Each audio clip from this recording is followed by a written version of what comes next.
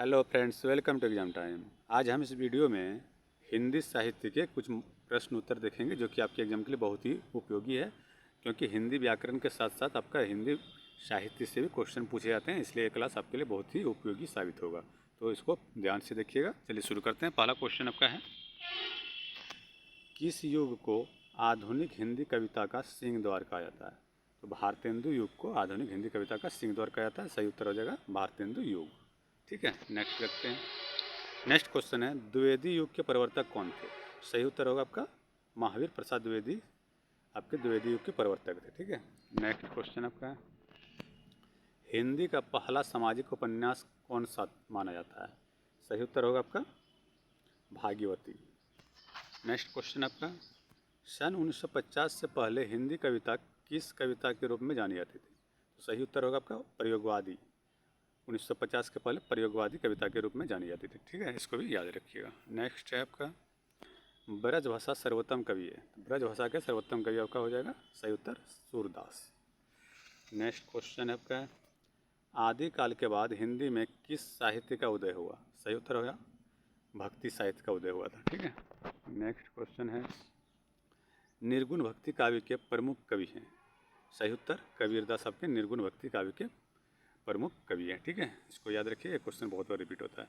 Next question है, किस काल को स्वर्ण काल कहा जाता है?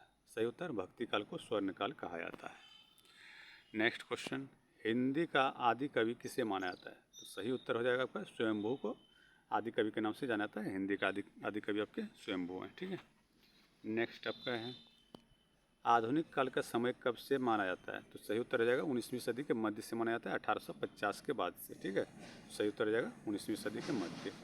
चलिए नेक्स्ट देखते हैं। नेक्स्ट क्वेश्चन आपका है, जयशंकर प्रसाद की सर्वश्रेष्ठ रचना कौन सी है?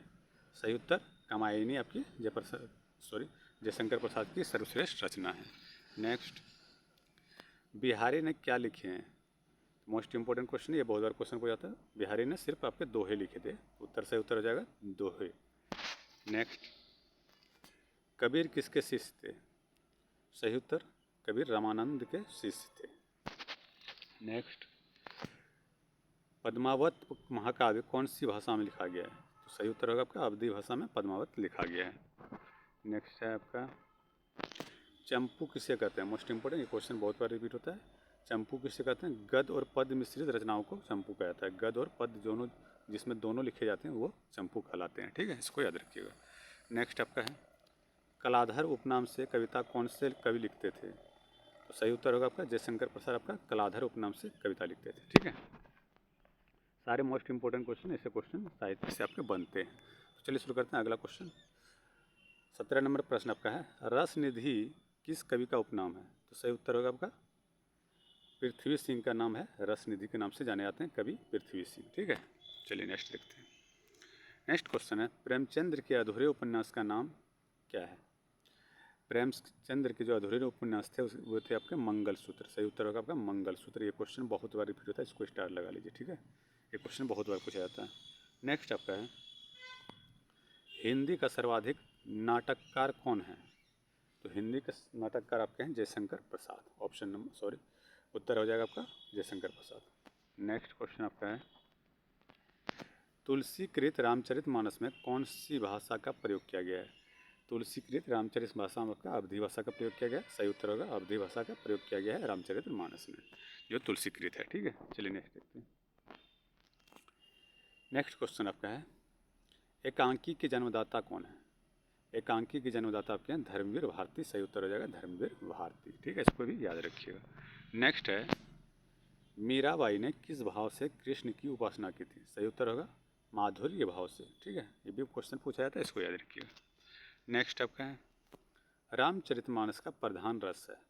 रामचरितमानस का आपका प्रधान रस शांत रस को माना जाता है। सही उत्तर शांत रस हो जाएगा। इसमें और भी रस प्रयोग हुए हैं, लेकिन शांत रस को आपका प्रधान रस माना जाता है। चलिए नेक्स्ट देखते हैं। सबसे पहले अपनी आत्मकथा हिंदी में किसने लिखी थी? Most important question. तो सर्वप्रथम आपका आत्मकथा लिखी थी हिंदी में डॉक्टर राजेंद्र प्रसाद ने। सही उत्तर होगा डॉक्टर राजेंद्र प्रसाद ने। नेक्स्ट क्वेश्चन है, हिंदी कविता का पहला महाकाव्य कौन सा है? हिंदी कविता का पहला महाकाव्य है आपका पृथ्वीराज राजसो। सही उत्तर होगा पृथ्वीराज रासो। इसको याद रखिएगा, मोस्ट इंपॉर्टेंट क्वेश्चन, स्टार लगा लीजिए। नेक्स्ट आपका है हिंदी के सर्वप्रथम प्रकाशित पत्र का नाम क्या है। मोस्ट इंपॉर्टेंट, ये भी क्वेश्चन बहुत बार आता है, इसको भी स्टार लगा लीजिए। हिंदी सर्वप्रथम प्रकाशित पत्रिका आपका है उदंड मार्तंड। ये मोस्ट इंपॉर्टेंट क्वेश्चन, इसको याद रखिएगा। नेक्स्ट आपका है हिंदी साहित्य की प्रथम कहानी है। तो हिंदी साहित्य की प्रथम कहानी आपकी है इंदुमती। ये भी क्वेश्चन मोस्ट इंपॉर्टेंट, इसको भी स्टार लगा लीजिए। ऐसे क्वेश्चन आपके बनते हैं। चलिए नेक्स्ट देखते हैं। आंचलिक रचनाएं किससे संबंधित है। आंचलिक रचनाएं आपका क्षेत्र विशेष से संबंधित है। सही उत्तर होगा क्षेत्र विशेष। चलिए नेक्स्ट देखते हैं। पृथ्वीराज रासो किस काल की रचना है। सही उत्तर होगा आपका आदिकाल की रचना है पृथ्वीराज रासो। ठीक है, इसको भी याद रखिएगा।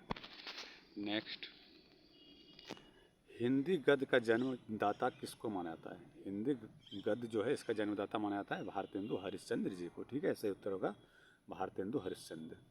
नेक्स्ट, कवि कालिदास की अभिज्ञान शकुंतलम का हिंदी अनुवाद किसने किया था। Most important question. तो अभिज्ञान शकुंतलम जो है इसका हिंदी अनुवाद किया था राजा लक्ष्मण सिंह ने। सही उत्तर हो जाएगा राजा लक्ष्मण सिंह। ठीक है, इसको भी याद रखिएगा। नेक्स्ट क्वेश्चन आपका है पद्य साहित्य को कितने भागों में बांटा गया है।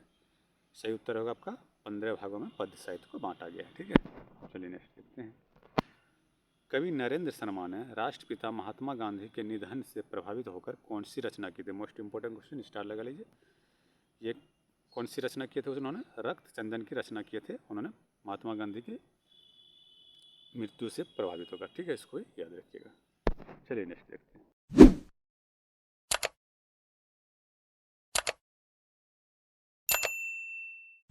नेक्स्ट क्वेश्चन है नाट्य शास्त्रकारों द्वारा अमान्य रस कौन सा है।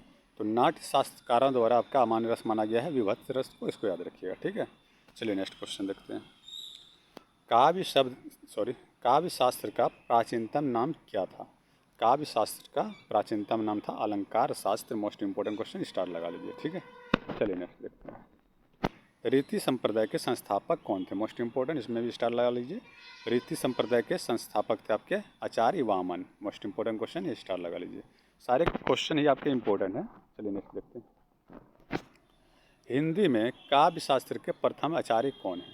हिंदी में काव्य शास्त्र के प्रथम आचार्य थे केशवदास। मोस्ट इंपॉर्टेंट क्वेश्चन है। चलिए नेक्स्ट देखते हैं। साहित्य शब्द किस शब्द से बना है। तो साहित्य शब्द आपका साहित्य शब्द से बना है। ठीक है, इसको भी याद रखिएगा। नेक्स्ट क्वेश्चन है हिंदी साहित्य में जीवनी साहित्य का प्रारंभ कौन से युग में हुआ था। तो हिंदी साहित्य में जीवनी साहित्य का युग प्रारंभ हुआ था आपका भारतेंदु युग में। ठीक है, इसको याद रखिएगा भारतेंदु युग में। चलिए नेक्स्ट देखते हैं। हिंदी भाषा और साहित्य के लेखक हैं। तो हिंदी भाषा और साहित्य के लेखक आपके श्याम सुंदर दास। मोस्ट इंपॉर्टेंट क्वेश्चन है, इसको याद रखिएगा। नेक्स्ट क्वेश्चन है मनुष्य एक सामाजिक प्राणी है।